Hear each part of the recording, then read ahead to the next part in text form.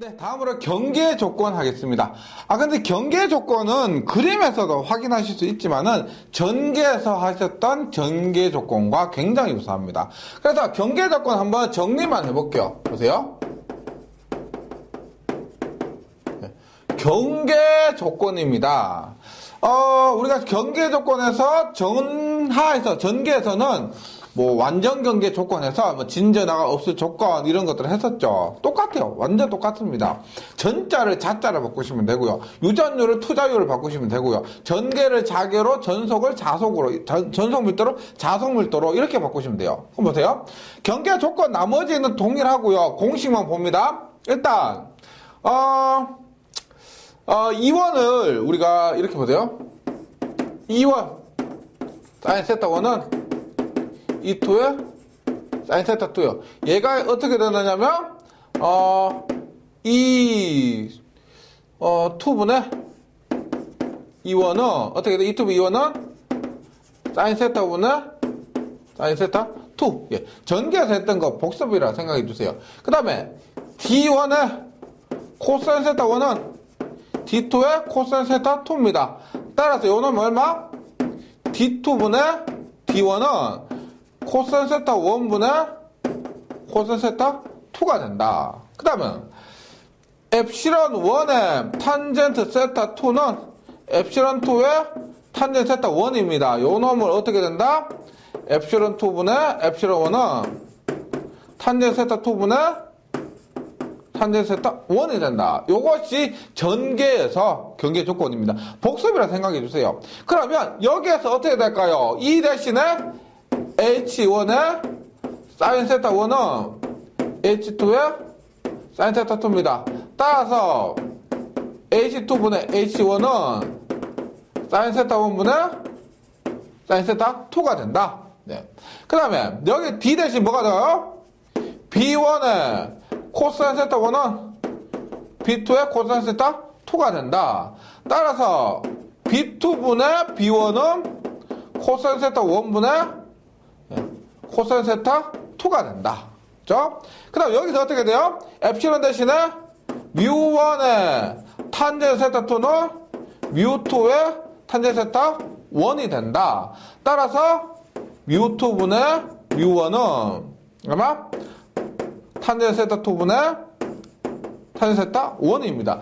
전개든지 자개든지 하나만 외우시면 됩니다. 그 다음에 또 경계 조건에서 이런 거 있었죠. 만약에 전개에서요. 엡실론 1이 엡실론 2보다 크다면은 엡실론이 엡실론 2보다 크다면은 세타 1이 세타 2보다 크고 그 다음에 D1이 D2보다 크고 그 다음에 E1이 E2보다 작다. 이런 조건이 있었습니다. 자기에서도 마찬가지예요. U1이 U2보다 크다면은 세타 똑같아요. 세타 1이 세타 2보다 크고요. 세타 1이 세타 2보다 크고 그 다음에 B1이 B2보다 크고 H1이 H2보다 작다. 이런 거. H1이 H2보다 작다. 이런 거. 그 다음에 수직입사 C 전개에서 어떻게 돼요? D가 연속 B가 E가 불연속이고요. 그 다음에 수평 입사시 뭐? E가 연속 D가 불연속 이렇게 됐습니다. 맞죠? 그러면 자개는 어떻게 될까요? 수직입사시 B가 연속 H가 불연속일 것이고 수평입사시 H가 연속 B가 불연속 이렇게 될 것입니다. 그래서 경계 조건은 지금 여기 있지만은요. 요거 전개와 싹 비교하면서 해주시면은 전혀 문제 없습니다. 전혀 문제 없어요. 문제 풀어보시면은 훨씬 전개보다도 오히려 더 복잡한 것도 안 나오고요. 훨씬 더 쉬울 겁니다. 경계 조건 잘 정리해 주시고 그 다음에 보시면 자기회로가 됩니다. 자기회로. 그러니까 보세요. 자기회로는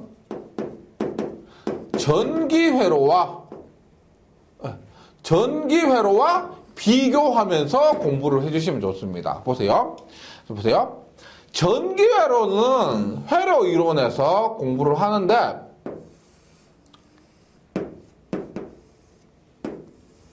이렇게 돼요. 여기에 V입니다. V가 기전력이에요. 기전력이고 기전력에 의해서 전류가 흐르고 저항이 전류의 흐름을 방해하는 겁니다. 그런데 자기회로는 뭐냐면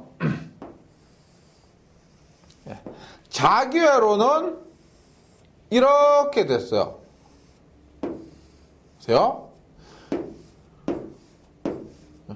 여기에 N번 감겨 있습니다. 코일에 N번 감겨 있고 여기에 전류를 흘려요. 그러면 여기에 뭐가 흐르느냐면 자속이 흐릅니다. 자속이 흘러요.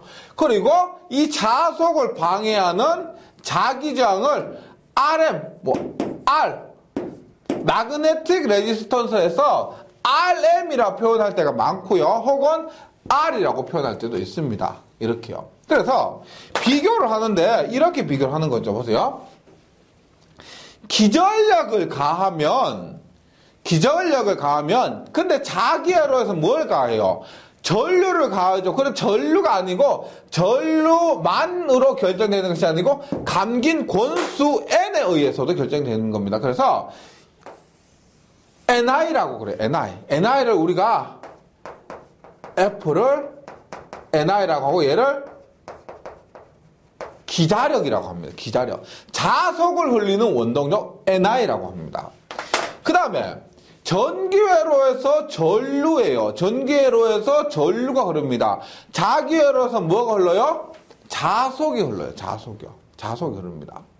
그 다음에 전기회로에서 전류를 방해하는 것이 저항인데 자기회로에서 자속을 발생하는 것이 뭐냐면 RM, 저항은 저항인데 RM이라고 해서 자기저항이라고 합니다. 자기저항. 그래서 요렇게 서로 대응되는 관계를 반드시 기억을 해주시면은 어렵지 않다는 겁니다. 소지소화할 거예요. 다시 기전력과 기자력, 전류와 자속, 전기저항과 자기저항이다. 이렇게요. 그래서 자기회로는 일단 자석이 통하는 통로에서 요것을 자기회로라고 합니다. 가장 대표적인 자기회로 요렇게 그리는 것이 전기기기 과목에 가면 변압기라고 있습니다. 변압기가 실제 이렇게 그려지고요. 요렇게 NI를 가하면 자속이 흐르게 됩니다.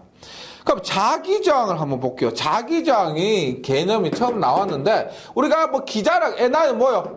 NI는 I는 암페어, N은 턴이니까 암페어 턴이고요. 요게 힘이 아니에요. 기자력을 힘으로 하는 게 아니고 요 놈은 우리가 자위 있죠. 자위유와 똑같죠. 자위유와 똑같습니다. 그래서 힘이 아니고 기자력이라고 해서 NI라고 합니다. NI. 이럴 때 자기저항을 한번 구해보도록 합니다. 보세요. 여기서 기자력을 먼저 대입합니다. F는 NI인데 보세요. NI인데 우리가 전기회로에서 ohm의 법칙이 있습니다. ohm의 법칙이 뭐냐면 V는 IR이에요. 전기회로에서 ohm의 법칙 V는 IR이에요. IR. 그럼 자기회로에서 ohm의 법칙은 뭘까요? NI가 V와 같죠? V와 같습니다. 그러면 I 대신에 뭐가 들어가요? I 대신에 파이가 들어가요. 그 다음에 전기저항 R 대신에 뭐다? 자기저항 RM이 들어갑니다. 지금 교재에서는요, RM이라 하지 않고 R이라고 했는데, 자기회로에서 저항이 하나밖에 없을 때는, 전기저항이 없을 때는 자기저항 RM을 전기저항 R처럼 쓸 수가 있습니다. 그래서 교재에서는 그냥 R이라 한 거고요. 제가 구분하기 위해서 RM이라 한 겁니다. 다시. 우리가 전기회로에서 ohm의 법칙 V는 IR인데 I 대신에 자기회로에서 자속 파이가 들어가고 전기회로에서 저항 R 대신에 자기회로에서의 자기저항 RM이 들어간다는 거죠. 이렇게요. 그런데 한번 보세요. 우리가 요런 공식이 있으면 보세요. 파이는 많이 써요. 파이는 BS요. B는 얼마? UHS입니다. UHS요. 그래서 이 과정이니까 그렇게 깊이까지 하실 필요는 없습니다. 보세요. 내가 H를 구하면 어떻게 돼요? US분의 파이가 돼요. H는 US분의 파이. 이렇게 나타낼 수가 있습니다. 실제 이 정도 변화는 충분히 할 수 있어야 돼요. 그 다음에 보세요. 그러면 우리가 자위는 어떻게 돼요? 자위. 우리가 자계를 선적분하면은 자위유가 되죠. 왜냐하면 전계를 선적분하면 전위 V가 됐던 것처럼 자계를 선적분하면 자위 즉 NI가 된다는 겁니다. 자위가 기자력 NI예요. 왜냐하면 단위가 똑같거든요. 그래서 이 과정을 그렇게 깊이까지 하실 필요 없어요. 우리가 F를 구하기 위해서 NI를 구하기 위해서 기자를 구하기 위해서 어떻게 요 놈을 H를 선적분하면 얼마? US분의 파이를 DL을 하면은 이 값이 얼마가 나오냐면 US분의 파이 L이 나온다는 거야. 파이 L. 근데 여기서부터 한번 보세요. 여기서부터 보세요. 우리가 F는 보세요. NI라고 했습니다. 기자력이요. 기전력과 대응되는 기자력은 NI인데 얘는 알파이라고 했어요. 알파라고 했는데 그 값이 얼마였냐면 요것이 보세요. 얼마? US 파이 L이니까 L파이라고 두는 겁니다. L파이라고요. 그러면 보세요. 이 자기장 RM이라 할게요. 그러면 F는 기자력은 자속이요. 자속. 그 다음에 자속이니까 RM이 뭐라면 요것이 된다는 겁니다. 요것이요. 따라서 요거 기억하셔야 됩니다. 굉장히 요건 중요해요. 우리가 자기저항이란 놈은 µS분의 L이란 거예요. 자기저항은요. 그럼 요게 우리가 전기저항 R 있죠. 전기저항은 앞에서 했죠. 얼마다? 로우 S분의 L인데 이것을 도전율로 나타내면 얼마가 된다? KS분의 L이 된다는 겁니다. 그래서 자기저항은 µS분의 L이고요. 우리가 전기저항은 5장에서 했던 전기저항은 로우 S분의 L 혹은 KS분의 L 이렇게 나타낸다는 거죠. 이렇게 나타낸다는 겁니다. 그래서 요것이 그 유도 과정이 있는데 결과 요거 기억해 주시면 돼요. 이 유도 과정까지 하실 필요는 없고요. 그 다음에 유도 과정에서 좀 중요한 거 있죠. 요런 거 정도는 기억을 해 주시기 바랍니다. 혹은 F는 HDL 이런 거 있죠. 이 정도는 기억을 해주시고 마지막 최종 결과식 노란색으로 표시한 요 정도는 기억을 해주시기 바랍니다. 예, 이거고요. 그 다음에 자기저항에서 잘 나오는 게 뭐가 있냐면은 단위가 잘 나와요. 단위 문제 자체 한 문제가 단위를 묻는 거예요. 그럼 보세요. 일단 보세요. F는 알파이라는 공식에서 자기저항이요. RM이요. RM은 RM 얼마? 넘어가니까 파이분의 F가 됩니다. 파이분의 F.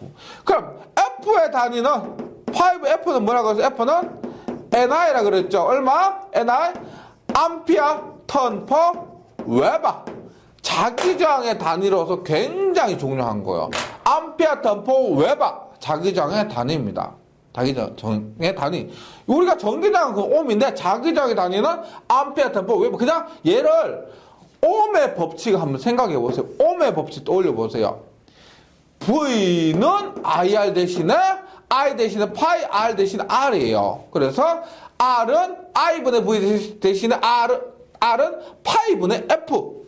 F는 NI. 그래서 파이분의 NI 하면 NI의 단위는 암페어 턴이고 자속의 단위는 웨버가 됩니다.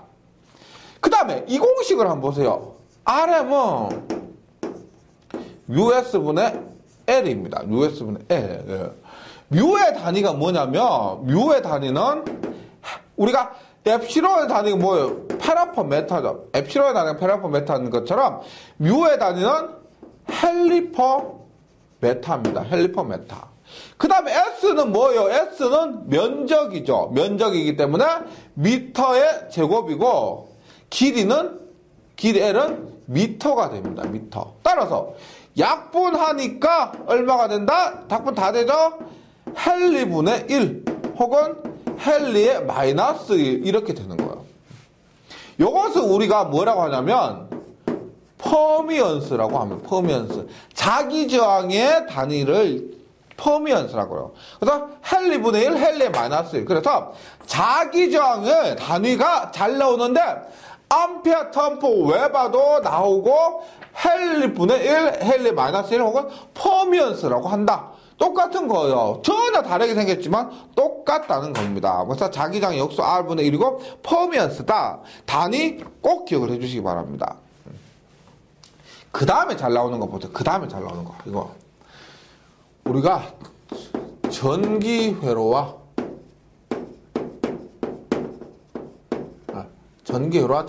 자기회로 요거 있어요. 요게 혼동이 많이 가시는데 왜 혼동이 많이 있냐면요. 혼동이 많이 하세요. 착각을 많이 하시는데 우리가 전개, 자개 이것과는 다른 겁니다. 전기회로고요. 자기회로입니다. 그러면 전개와 자개와는 다르다는 거죠. 다르다는 겁니다. 예, 보세요. 일단 전기회로에서 뭐 보세요. 기전력 E는 자기회로에서 뭐다? 기자력 F가 됩니다.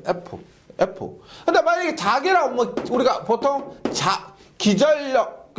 기전력이고 이제 전위죠. 전위를 자위라고 하는데 우리가 자기회로에서는 F라고 하지 자위라고 하지는 않는다는 겁니다. 않는다는 거예요. 그 다음에 자속 보세요. 전기회로에서 전개가 아니고요. 전기회로에서 전류예요. 전류입니다. 그럼 자기회로에서 뭐냐? 얘가 자속이 됩니다. 우리가 전개라고 하면 뭐겠어요? 자속이 아니고 뭐다? 전속 Q가 되겠죠. 전개라고 하면은 전속 Q겠지만 우리가 전개가 아니고 전기회로니까 자속에 대응되는 것은 전류가 되는 겁니다. 왜? 자속이 흐르고 전류가 흐르기 때문에 Q가 아니라는 겁니다. 전개냐? 전개와 자개냐? 전기회로와 자기회로냐? 이것을 명확하게 구분해 주셔야 됩니다. 그 다음에 전기저항이죠. 전기저항이고 여기서 전기회로에서 전기저항이고 자기회로에서 자기저항이요. 이때는 K S분의 L이고요. 이거는 얼마? 뮤 S분의 L이 됩니다. 이렇게요. 전기저항과 자기저항은 똑같은데 그래서 보세요. 우리가 자개에서 투자율 뮤라고 하는 거 보세요. 뮤. 우리가 만약 전기라면 여기 뮤에니까 당연히 엡시론이다 이렇게 생각할 수도 있는데 엡시론이 아니죠. 왜? 전기회로에서는 여기 들어가는 거 요것이 됩니다. 요거 뭐다? K 즉 도전율이 되는 거예요. 도전율. 책에 있죠? 도전율이 된다. 전개가 아니기 때문에 전기와 자기가 아니고 회로사이기 때문에 이렇습니다. 그 다음에 보세요. 우리가 여기에서 자개에서 자속 밀도 B는 면적분의 자속입니다. 자속 밀도요. 만약에 전개라고 하면 전속 밀도 D겠죠. 그런데 전기회로이기 때문에 뭐다? D가 아니고 파이에 대응되는 게 전류입니다. 따라서 뭐다?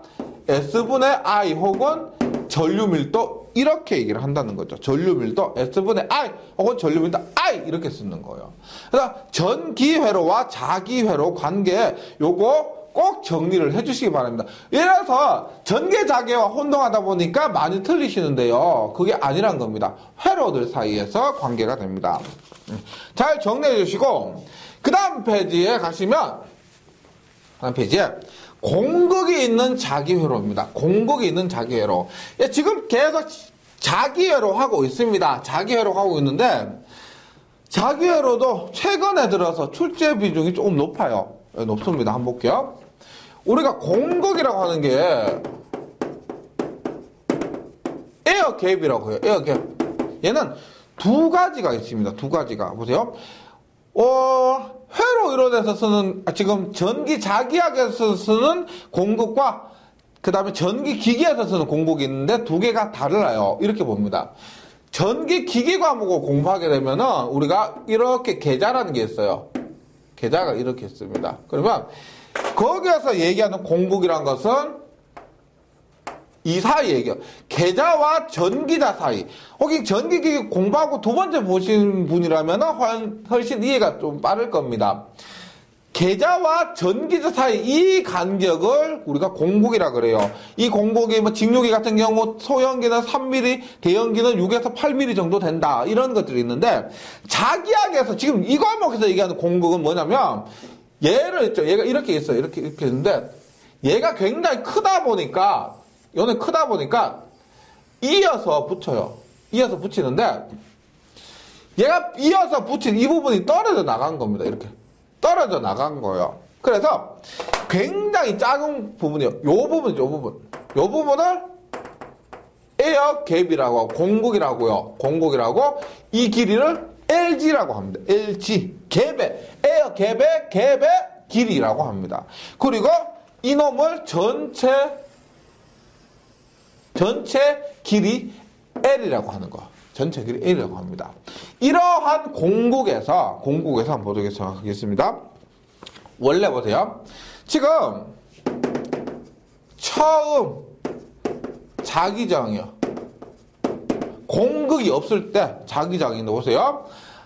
아래 뭐 얼마예요? 우리가 공극이 없다고 보셨을 때 앞에서 했죠? 뮤 S분의 L입니다. S로 되어 있죠? 뮤 S분의 L입니다. 그런데 공극 발생 후 R은 보세요. R은 우리가 공극이 발생했다고 이 부분은 공기 중이죠. 맞죠? 그래서 공기 중 RM은 얼마예요? 공기 중 RM 얼마다? 뮤.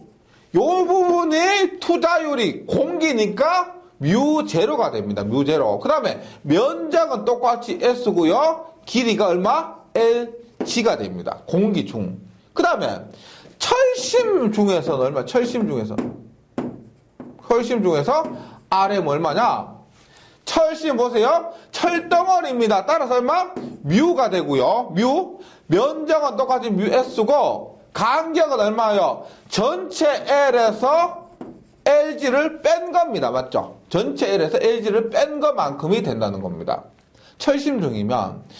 그런데 우리가 보세요. 전체 길이가 만약에 1m라면 공극은 1mm 정도로 굉장히 작습니다. 따라서 L-LG를 약 L로 둬도 상관이 없다는 거예요. 상관이 없습니다. 따라서 철심 중에서 RM은 얼마로 둘 수가 있다? US분의 L로 둘 수가 있다는 겁니다. 이렇게. 그래서 요거 정리한번 보세요. 자기장인데 R이요. R이 M인데 처음에 얼마였냐면 US분의 L이고요. 처음 RM이 나중에요. 공복이 생긴 후에는 얼마였냐면 우리가 공기 중과 철심 중이 합쳐진 거예요. 얼마? 철심 중에 얼마? 뮤 S분의 L 플러스 뮤 제로 S분의 LG 이렇게 된다는 겁니다. 이것을 충분히 구할 수 있으셔야 돼요. 네, 공식이 조금 복잡하기 때문에 그놈이 비슷하게 생겼기 때문에 요 정도는 한번 구할 수 있으셔야 됩니다. 네, 그래서 보세요.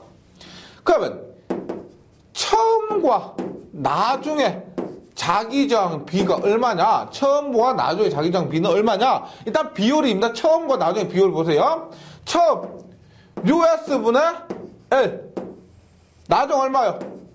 US분의 L 플러스 U0S분의 LG가 됩니다. 맞죠? 그러면 요거는 일단 약분이 이제 얼마예요? US분의 L, US분의 L이니까 1입니다. 1. 그 다음에 요거 보세요. S가 요거분의 요거 하면 얼마가 돼요? S라 약분됩니다. 맞죠? 그러면 얼마? 분모에 U0L분의 얼마? ULG 이렇게 된다는 겁니다.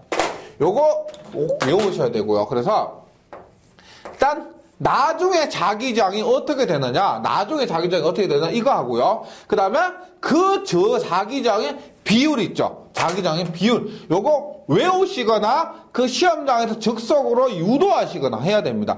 생각보다 자주 출제되는 거예요. 생각보다. 그래서 자기장의 B는 1 플러스 U0 L분의 ULG 이렇게 되는 겁니다. 그 다음에 기자력이에요. 기자력. 이렇게 됐을 때 기자력은 얼마냐? 기자력 얼마냐? F는 뭐? NI는 얼마? 알파이죠. 알파입니다. 그런데 우리가 파이로 쓰기보다는 얼마? R 곱하기 BS 이렇게 많이 쓰죠. 이렇게 많이 씁니다. 그러면 이렇게 됐을 때 F는 보세요. BS 곱하기 자기장이 얼마였어요? 얼마? R이 얼마였어요? 얼마? US분의 L 플러스 U0S분의 LG죠. 맞죠? LG. 그래서 S로 약분을 합니다. 그럼 얼마요?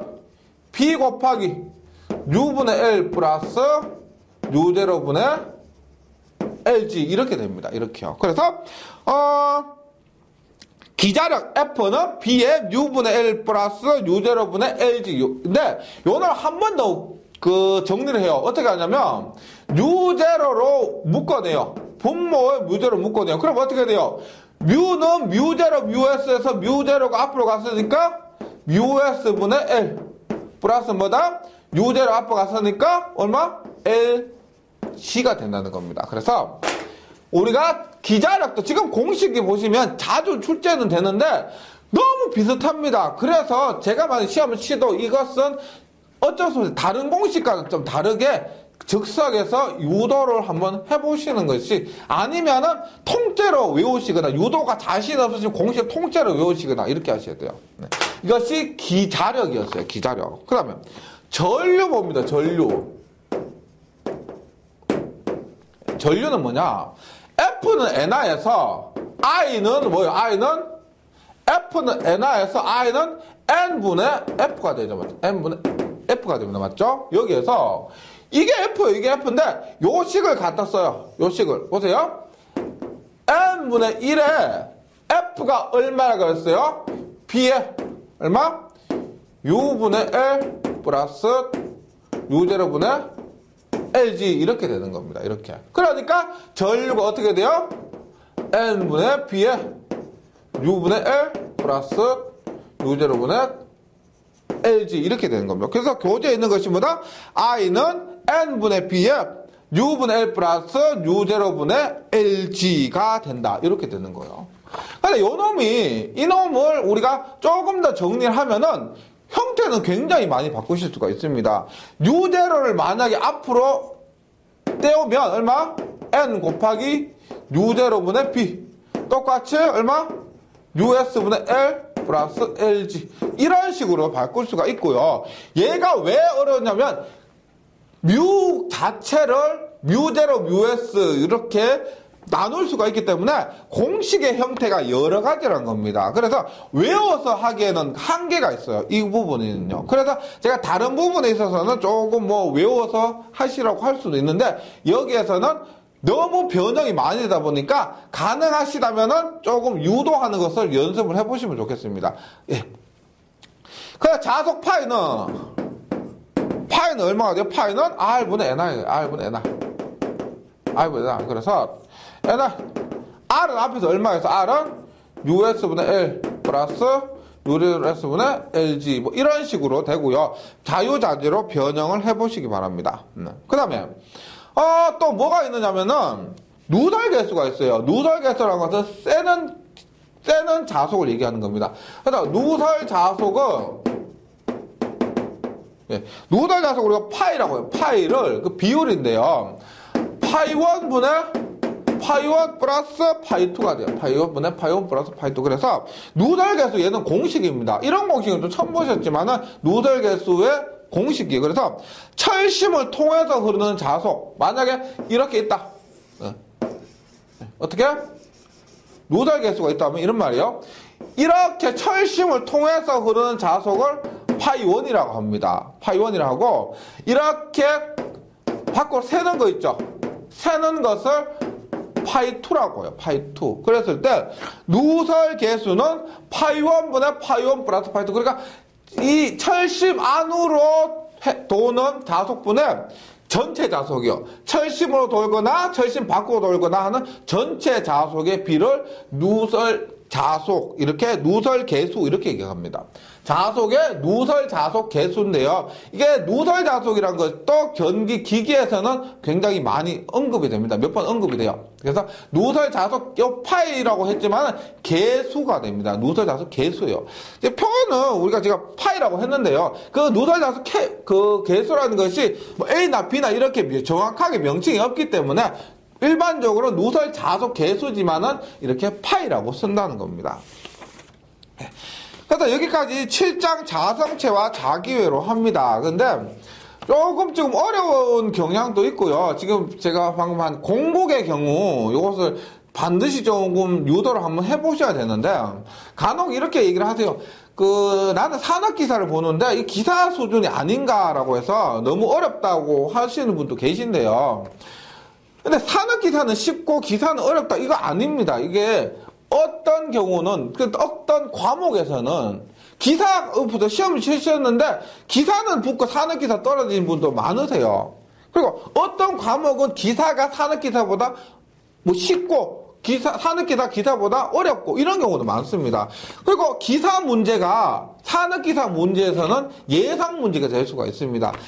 기사에 나왔던 문제가 산업기사에 그대로 출제되는 경우도 있다는 거예요. 그래서 매번 만약에 이런 거 있죠. 기사가 어렵고 산업기사 쉽다라고 하면은 책을 뭐 새로 만들고 문제도 제가 산업기사는 요것만 공부하세요라고 말씀드리겠지만은 어떤 데 한번 보세요. 한번 지금 뭐 카페 글도 한번 검색해 보시고 하면 산업기사가 더 어려웠다 이런 해도 많습니다. 생각보다요. 그래서 조금 걱정되시더라도 완벽하게 준비를 하신 의미에서 이론 공부할 때는요, 기사와 산업기사 구분하지 마시고 모두 지금 제가 하는 것처럼 모두 공부를 해주시면은, 그리고 관연도 문제 풀 때 산업기사, 기사 이렇게 구분해서 그렇게 해주시면 한결 좋겠습니다. 왜냐하면 합격률을 더 높일 수 있는 방법이 이렇게 정석대로 공부해 주시는 거, 기사 산업기사 구분하지 말고 공부해 주시는 것입니다. 예, 여기 7장 자성체와 자기회로 이론했고요. 요거 잘 정리해 주시면 문제는 생각보다 쉬울 겁니다. 예, 저는 정리 잘 해주시고 문제 풀이 시간에 다시 뵙도록 하겠습니다. 수고하셨습니다.